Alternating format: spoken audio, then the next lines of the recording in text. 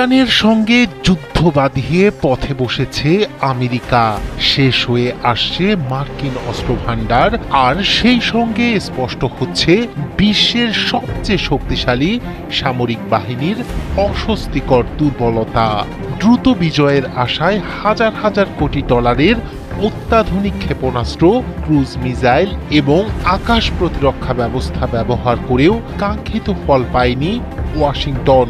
বরং জ্যাসম ইয়ার, Tomahawk, Patriot ও থার্ডের মতো কৌশলগত অস্ত্রের বড় অংশ ফুরিয়ে গেছে মাত্র কয়েক সপ্তাহের যুদ্ধে। যে সংরক্ষিত ছিল সেগুলোই এখন ইরানের যুদ্ধক্ষেত্রে নিঃশেষ হওয়ার পথে। ফলে মার্কিন সামরিক প্রস্তুতি, বৈশ্বিক প্রভাব এবং ভবিষ্যৎ যুদ্ধ সক্ষমতা নিয়ে দেখা দিয়েছে বড় ধরনের প্রশ্ন। একসময় বিশ্বের সবচেয়ে শক্তিশালী সামরিক শক্তি হিসেবে পরিচিত আমেরিকা আধুনিক অস্ত্র, বিশাল প্রতিরক্ষা বাজেট এবং প্রযুক্তিগত শ্রেষ্ঠত্বের কারণে বহু দশক ধরে বৈশ্বিক সামরিক ভারসাম্যের কেন্দ্রবিন্দুতে ছিল ওয়াশিংটন। কিন্তু ইরানের সঙ্গে সাম্প্রতিক যুদ্ধ সেই শক্তির বাস্তব চিত্র নিয়ে নতুন প্রশ্ন তৈরি করেছে।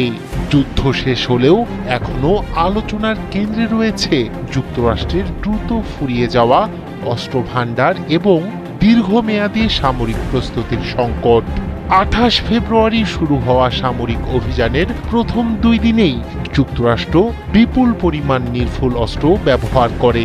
বিভিন্ন আন্তর্জাতিক গণমাধ্যমের তথ্য অনুযায়ী মাত্র 48 ঘন্টায় প্রায় 560 কোটি ডলার মূল্যের অস্ত্র ব্যবহার হয়, যা বিশ্বের অনেক দেশের পুরো বস্তুতে হামলা চালায় যুক্তরাষ্ট্র। বিশেষজ্ঞদের মতে এই অস্ত্র মূলত ভবিষ্যতে চীনের বিরুদ্ধে সম্ভাব্য সংঘাতের কথা মাথায় রেখে তৈরি করা হয়েছিল। যুদ্ধ কাছে প্রায় 2300টি জ্যাসম ইয়ার মিসাইল ছিল, কিন্তু যুদ্ধের প্রথম কয়েক সপ্তাহেই 1000-এর বেশি ক্ষেপণাস্ত্র ব্যবহার করা হয়।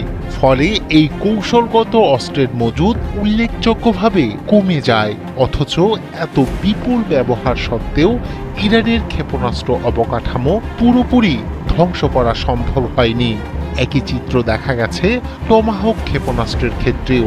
যুদ্ধের আগে যুক্তরাষ্ট্রের মজুদ থাকা মোট টমাহকের প্রায় 1/3 এই এক সংঘাতেই ব্যয় হয়ে যায়।